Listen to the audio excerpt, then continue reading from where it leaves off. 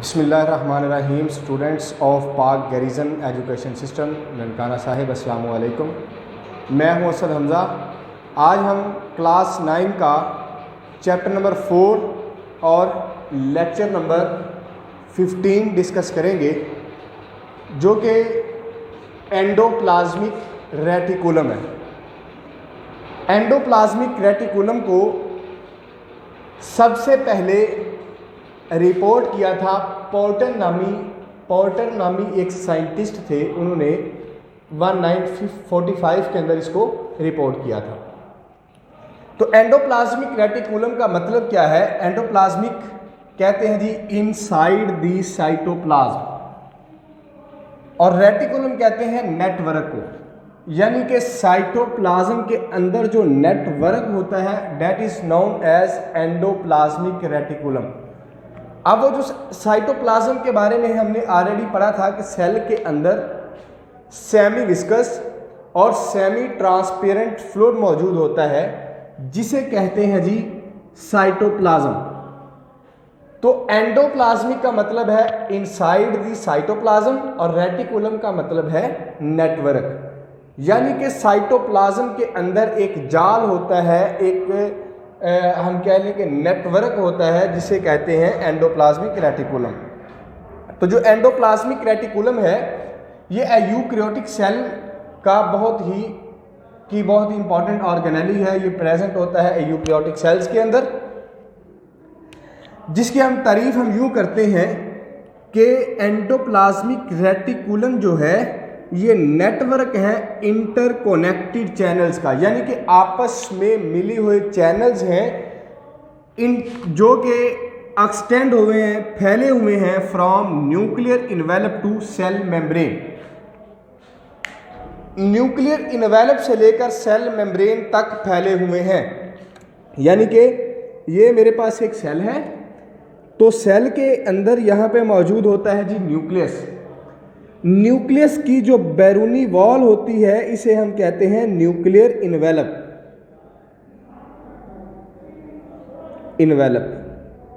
और जो सेल की बैरूनी दीवार होती है इसको हम कहते हैं सेल मेम्ब्रेन। तो यहाँ पे इंटरकोनेक्टेड चैनल्स हैं जो कि न्यूक्लियर इन्वेलप से लेकर सेल मेम्ब्रेन तक फैले हुए हैं, जिनको कहा जाता है एंडोप्लाज्मिक रेटिकुलम, और ये कहाँ पे मौजूद है? साइटोप्लाज्म के अंदर। अब हम इसकी बात कर लेते हैं जी कंपोजिशन की। तो जो एंडोप्लाज्मिक रेटिकुलम है ये प्रोटीन और लिपिड्स के साथ मिलके बनते हैं। अब हम बात करते हैं इसके स्ट्रक्चर की कि इसका स्ट्रक्चर क्या है। तो ये मेरे पास न्यूक्लियस है, न्यूक्लियस से बाहर ये हमें इंटरकनेक्टेड चैनल्स नज़र आ रहे हैं, नेटवर्क नज़र आ रहा है, जिसको हम कहते हैं रफ एंडोप्लाज्मिक रेटिकुलम। ये वाला जो चैनल नज़र आ रहा है इसे हम कहते हैं रफ एंडोप्लाज्मिक रेटिकुलम, और इसे कहा जाता है, ये जो ट्यूब्स लाइक हमें नज़र आ रहा है इसको हम कहते हैं स्मूथ एंडोप्लाज्मिक रेटिकुलम। तो जो रफ एंडोप्लाज्मिक रेटिकुलम है उनकी हमें ये जो इनफोल्डिंग नज़र आ रही है, ये जो चैनल्स नज़र आ रहे हैं, इसको हम कहते हैं सिस्टर्नी, और इनके दरमियान जो स्पेस मौजूद होती है इस स्पेस को कहा जाता है सिस्टर्नल स्पेस या ल्यूमन। और रफ एंडोप्लाज्मिक रेटिकुलम के पास मौजूद होते हैं, ये आपको सब्ज़ रंग के नज़र आ रहे होंगे, तो इन्हें हम कहते हैं कि ये है राइबोसोम्स, जो कि अटैच होते हैं surface of rough endoplasmic reticulum. लेकिन उसके बरक्स जो स्मूथ एंडोप्लाज्मिक रेटिकुलम है इसके पास कोई भी राइबोसोम्स नहीं होता। अब हम फर्दर जो है वो डिस्कस कर लेते हैं कि जो रफ एंडोप्लाज्मिक रेटिकुलम है ये किसे कहा जाता है, और स्मूथ एंडोप्लाज्मिक रेटिकुलम जो है ये किसे कहते हैं। तो एंडोप्लाज्मिक रेटिकुलम की दो टाइप्स हैं, एक को कहा जाता है रफ एंडोप्लाज्मिक रेटिकुलम और सेकंड को कहा जाता है जी स्मूथ एंडोप्लाज्मिक रेटिकुलम। तो सबसे पहले हम डिस्कस करते हैं रफ एंडोप्लाज्मिक रेटिकुलम कि रफ एंडोप्लाज्मिक रेटिकुलम किसे कहा जाता है। तो rough endoplasmic reticulum ribosomes present in the surface of membrane. इसको रफ एंडोप्लाज्मिक इसलिए कहा जाता है क्योंकि इसकी जो सरफेस होती है वहाँ पे मौजूद होते हैं राइबोसोम्स। राइबोसोम्स भी हमने पिछले लेक्चर में हमने डिस्कस किया था। पिछले लेक्चर में पढ़ा था कि राइबोसोम्स जो है वो टिनी और ग्रैनुलर स्ट्रक्चर होते हैं जो कि प्रेजेंट कहाँ पे होते हैं जी, सेल के अंदर। तो जो रफ एंडोप्लाज्मिक रेटिकुलम है उसकी सरफेस पे मौजूद होते हैं राइबोसोम्स। जैसे कि आप डायग्राम में देख सकते हैं कि रफ एंडोप्लाज्मिक जो रेटिकुलम है उसका जो हमें ट्यूब लाइक चैनल्स नज़र आ रहे हैं वहाँ पे मौजूद हैं राइबोसोम्स। इसलिए राइबोसोम्स की मौजूदगी की वजह से हम इसे कहते हैं कि ये है रफ एंडोप्लाज्मिक रेटिकुलम। अब इसके फंक्शन की बात करें तो राइबोसोम्स की मौजूदगी की वजह से इसका काम जो है ये सिंथेसिस ऑफ प्रोटीन है। अब जो राइबोसोम्स है उसका बेसिकली फंक्शन ही ये है कि उसने तैयार करवाना होता है प्रोटीन को। तो चूंकि अब ये अटैच होता है सरफेस पे रफ एंडोप्लाज्मिक रेटिकुलम पे, तो इसलिए हम कहते हैं कि ये वहाँ पे क्या करवा रहा है जी, सिंथेसिस ऑफ प्रोटीन। और किससे करवा रहा है, राइबोसोम से। इसके बाद हम देखते हैं जिसकी second type smooth endoplasmic reticulum.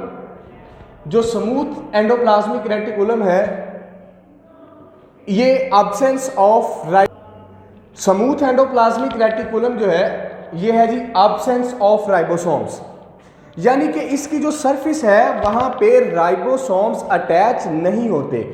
आपने डायग्राम में देखा था कि जो ये रफ एंडोप्लाज्मिक रेटिकुलम वाला पार्ट है यहाँ पे राइबोसोम्स अटैच है, जिनका काम ये था कि इन्होंने प्रोटीन की सिंथेसिस करवानी है। लेकिन जो स्मूथ एंडोप्लाज्मिक रेटिकुलम है ये बिल्कुल स्मूथ है, हमवार है, यहाँ पे कि कोई भी राइबोसोम्स जो है वो अटैच नहीं होता। तो इसलिए हम कहते हैं इसको स्मूथ, क्योंकि इसके अंदर है जी एब्सेंस ऑफ राइबोसोम्स, राइबोसोम्स मौजूद नहीं है इस पे। अब बात करते हैं जी इसके फंक्शन की।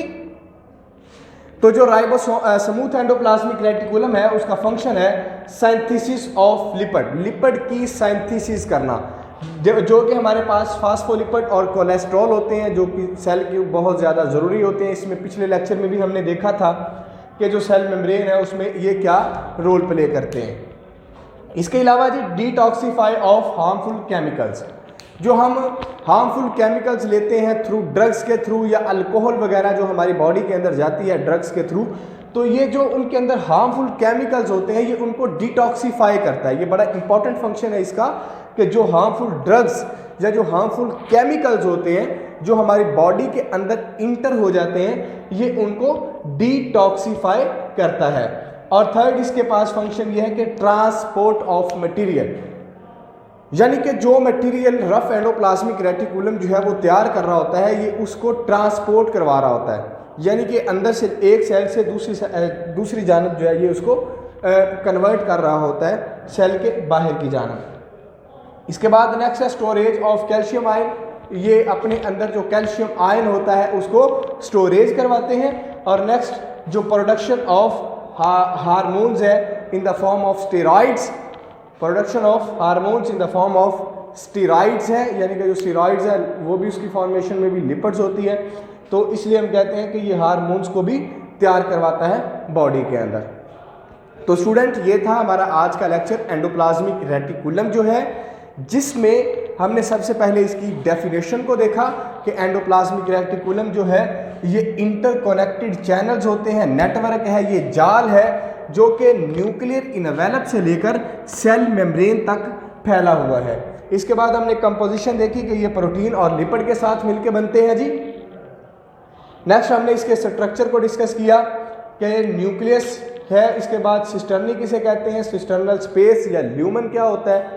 सिस्टर्नल स्पेस जो इसका अंदर वाली स्पेस जो है जिसके अंदर राइबोसोम्स जो है वो तैर रहे हैं। और इसके अलावा रफ एंडोप्लाज्मिक रेटिकुलम और स्मूथ एंडोप्लाज्मिक रेटिकुलम भी, इसको हमने फर्दर डिस्क्राइब किया कि रफ एंडोप्लाज्मिक रेटिकुलम जो है वो उनकी सरफेस पे राइबोसोम्स मौजूद होते हैं, जिसलिए हम कहते हैं कि ये रफ है। और फंक्शन इसका हमने प्रोटीन सिंथेसिस बताया। इसके बाद स्मूथ एंडोप्लाज्मिक रेटिकुलम को देखा हमने और इसका फंक्शन सिंथेसिस लिपिड है, detoxify of harmful chemicals, transport of material.